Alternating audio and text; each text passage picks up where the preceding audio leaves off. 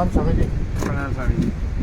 मैं बम्बई से आया हूँ, आर्किटेक्ट स्वामी। अच्छा, मैं नेपाल से आया हूँ। यस, स्वामी जी का जो आनंद नरुण जी का बोधिसत्व आनंद नरुण जी का जो इवेंट हो रहा है, हाँ, 7 मेगा मेडिटेशन कैंप ऋषिकेश, ये पूरे क्षेत्र को बोलते हैं स्वर्गाश्रम। हाँ, this side Swargashram, this side Tapovan. हाँ, आपका नेपाल का भी तपोवन है। तो बन। ठीक है, तो यहाँ पे जो इवेंट हो रहा है, आप कैसा फील कर रहे हैं?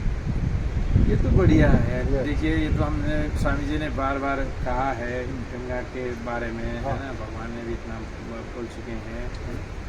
ये आपने जो कहा है ना, ये उससे भी अलौकिक जगह है, हाँ। है ना, जहाँ ऐसा है ना पवित्र, है ना, विश्व का मेगा कैंप हो रहा है। ये तो अद्भुत चीज़ हो रहा है। स्वामी जी, सॉरी, सबसे पहले तो मेरे को आपका इंट्रोडक्शन जानना चाहिए और मैं क्वेश्चन करने लग गया आपको एकदम से। ठीक है, कोई फर्क नहीं पड़ेगा। नाम ने क्या रखा है, लेकिन मेरा पिछले जन्म में बोलता हूँ, है ना। अभी तो स्वामी आनंद देव हो गया है ना। पहले मेरा नाम भवन भट्ट है, जो पासपोर्ट वाला नाम है। मैं जापान में 25 साल से रह रहा हूँ, है ना। वहाँ बिजनेस करता था, स्टूडेंट था, उसके बाद बिजनेस स्टार्ट किया। और मेरा मेन बिजनेस रेस्टोरेंट का बिजनेस था।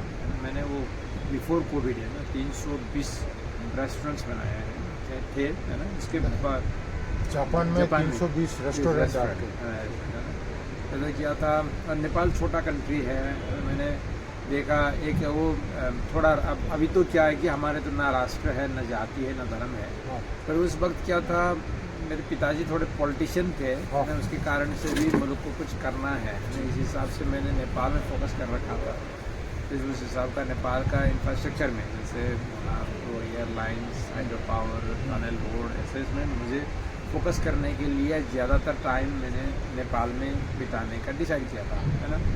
वो ऑर्गेनाइजेशन भी ऐसा है जो जैसे NRI है ना, वो यहाँ भारत में नॉन रेसिडेंस इंडियंस, है ना, वैसा ही ऑर्गेनाइजेशन नेपाल में भी है ना। वो वर्ल्ड का सबसे लार्जेस्ट ऑर्गेनाइजेशन है ना, NRN करके, नॉन रेसिडेंस नेपाली ऑर्गेनाइजेशन। मैं उसमें ज़्यादा समय इन्वॉल्व हो गया। मैं पहले जापान का प्रेसिडेंट था, उसके बाद मैं ग्लोबल प्रेसिडेंट बना, है ना। और ये मैंने वो बिजनेस भी देखा और ये पोस्ट भी देखा, है ना। इसके बाद कुछ, है ना, ये देखने के बाद मुझे लगा दूसरा कोई अलौकिक चीज़ की खोज में मैं रह रहा था, है ना। उस हिसाब से मैं ये आध्यात्मिक यात्रा में आया। मैं लकीली, है ना, ओशो जैसे गुरु को मैंने पा लिया। कभी पा लिया? ये 5 साल हो गया करीबन, है ना। ये कोविड के बाद ही मैं उसमें मुझे ऐसा अचानक ऐसा हो गया, ये वर्ल्ड कुछ गिरने वाला है, जाने वाला है, ऐसा आभास हो गया, है ना। एंजाइटी टाइप का। मुझे तो, मैं बहुत पॉजिटिव आदमी था और मुझे ऐसा होने के कारण से मैं बहुत उस पर चौंक गए, क्या हो रहा है, ऐसा हो रहा है। मैंने वो जापानीज सेक्रेटरी थी, उसको मैंने कहा मुझे ऐसा हो रहा है, क्या करूं, है ना। उसने सर्च किया, वो तो बहुत सिंसियर होते हैं, है ना।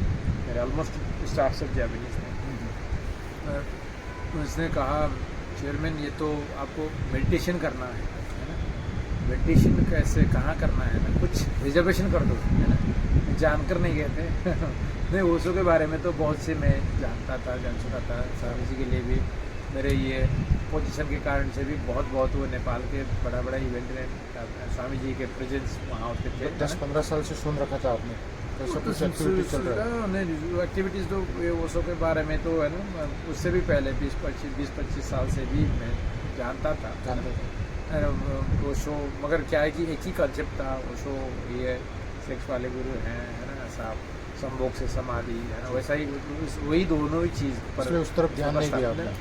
ध्यान तो जाने का लग रहा था, मगर क्या कि सोसाइटी से जंप कर नहीं पा रहे थे, ना। सब ध्यान तो देते हैं, है ना, सबका कंसर्न है वर्ल्ड में ही, ये चीज़ पर सबका ध्यान है, मगर वो जंप कर नहीं पाते, है ना।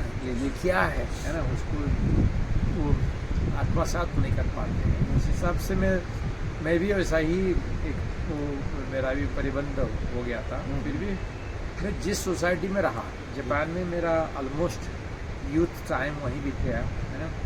वहाँ इतने फ्री, है ना, वहाँ इतना संस्कार, वहाँ इतना है ना वो समृद्ध सोसाइटी था जापान में, जापान। एंड वो उन लोगों कल्चर को भी वो लोग इतने बहुत अच्छी ढंग से प्रिजर्व कर रखे थे। और मॉडर्निज्म भी आपको पता ही है, वर्ल्ड का सब टेक्नोलॉजी से लेकर है ना हर चीज़ है ना उनका जैसा अव्वल चीज़ यूरोप अमेरिका से देखने आते थे, जापान ने कैसे किया, क्योंकि इतना छोटा बोस्टन के बराबर की कंट्री थे, मगर वर्ल्ड का सेकंड लार्जेस्ट इकॉनमी था। बाद में चाइना सेकंड हो गया, तो फर्स्ट होने जा रहा है ना, भारत आने वाला है ना। वैसा कंट्री देखकर भी विश्व में ही एक कौतुलता था। उस कंट्री में मेरा पालन हो गया है ना, जो बढ़ना हो गया जापान में पालन हो गया। कितनी एज में गए थे आप जापान? 21 एज ऑफ 21 में एज ए स्टूडेंट गया था यहाँ से है ना, वो पढ़ाई खत्म करके फर्दर स्टडी के लिए गए थे है ना।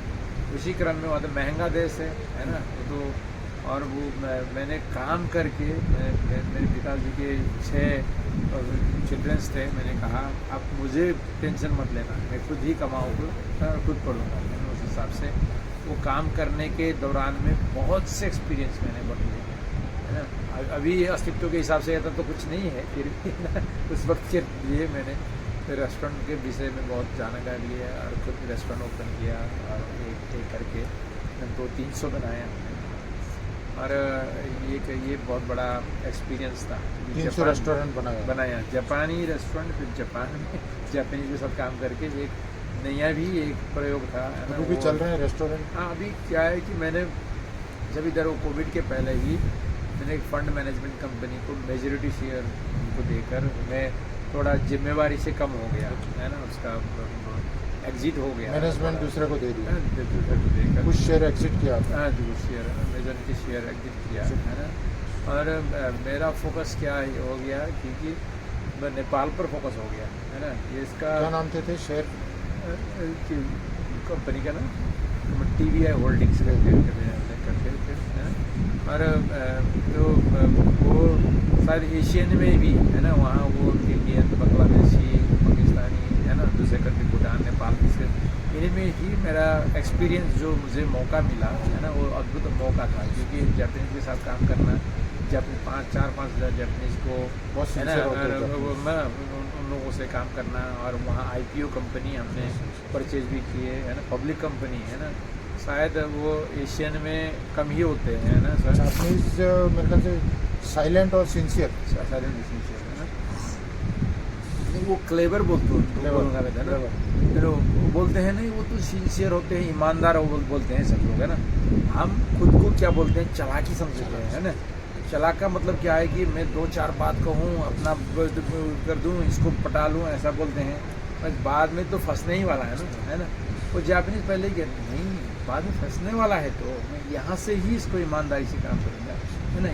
यहाँ जाकर डूबना है तो पहले से ही मैं है ना सिक्योर होके करूँ है ना। इसलिए भगवान में बहुत सी चीज़ में जैन बुद्धिज़्म है ना, बात उसमें जैन के लिए जापानीज़ का बहुत कोट किए हैं है ना, वहाँ का सोसाइटी, वहाँ का वो कल्चर है ना। वो दूसरे जब मैं ओशो में आया है ना, ओशो का जो कल्चर है ना, ओशोइज्म है ना, वो हम अगर बोल दें तो है ना, उसका जो कल्चर और वो जापानी सोसाइटी का कल्चर बहुत सिमिलर है ना। क्योंकि हम मन से जो बात करते हैं, भाव रखते हैं है ना, मिस्टेक तो होती हो ही जाता है कि हम तो प्रैक्टिशनर है ना, कभी तो परफेक्ट तो नहीं हो गए, फिर भी जो ओशो मार्ग में चले हैं है ना, ओशोइज्म, ओशो को सुनते हैं, ओशो का पढ़ते हैं, ओशो को है ना जानने के लिए वो साधना में लिप्त है ना।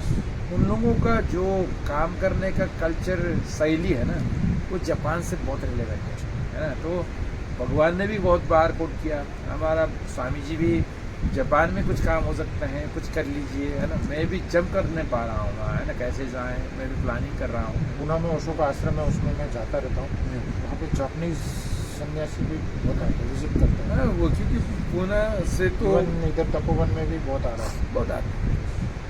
आपका नेपाल तपोवन में भी आता होगा। नहीं, वहाँ तो 120 कंट्री से आते हैं, मतलब पुणे में भी तो, क्योंकि भगवान के ज़माना से वहाँ वो है ना, उन लोगों को पता नहीं है कि क्या हो रहा है, कैसे हो रहा है ना। वो तो जापानीज तो जस्ट है ना, वो भगवान के नाम से ही जुड़ने चाहते हैं, इस हिसाब से पुणे ज़्यादा जाते हैं है ना। नेपाल में एक एयरलाइन शुरू होने वाला था, उसके बारे में कुछ बताइए। शुरू ओशो के नाम से कुछ शुरू होने वाला था। शुरू तो मैंने 2012 से शुरू किया था। आप शुरू करने वाले थे? हाँ, बीवी एयरवेज एयरवेज। हमने उड़ाया भी है ना, 2-3-4 महीने उसको हमने ऑपरेशन में भी लाए थे, है ना। फर्स्ट फ्लाइट मलेशिया जाया करते थे, है ना। बाद में मैं जापान में बिजी हो गया और ये NRN में बिजी हो गया, ग्लोबल प्रेसिडेंट हो गया। तो ये हमारा 85 राष्ट्र में हमारा ऑर्गेनाइजेशन है ना। मैं तो 78 कंट्री से ज़्यादा विजिट किया, और उस हिसाब से मैं वहाँ बिजी होने के कारण से ये थोड़ा पीछे पड़ रहा था ना। मैं आ गया, मैंने स्टार्टिंग में इसको बीबी करके, मेरा नाम बावन भट्ट है कि कहीं आपका नाम से तो इनिशियल तो शुरू नहीं हुआ, आप बोल रहे थे। मैं बाद में क्या है कि मैंने इसका ब्लेसिंग हैंड बुद्धा करके, है ना, नेपाल में बुद्ध का जन्मभूमि है, इसलिए भगवान बुद्ध करके बीबी को किया था। बाद में जब ओशो में आया, ये भगवान बुद्ध होने के कारण से भी नहीं चल रहा था, है ना। ये तो बिलवेड भगवान है, बीबी एयरवेज है करके, है ना। हमने वहाँ वो एक भगवान का फोटो रख कर उड़ाने की तैयारी कर रहे हैं, ओशो का फोटो रख कर, क्योंकि ओशो का मैसेज फैले, है ना। ये है ना, क्योंकि छोटा कम्युनिटी है, थोड़ा रिस्की है, एयरलाइंस ऐसे ही रिस्की बिजनेस है। फिर भी मुझे तो क्या है कि अगर उनका ब्लेसिंग हो, है ना, उनका वो है तो ये क्यों नहीं उड़ेगा, है ना। इस हिसाब से हम तैयारी में लगे रहते हैं।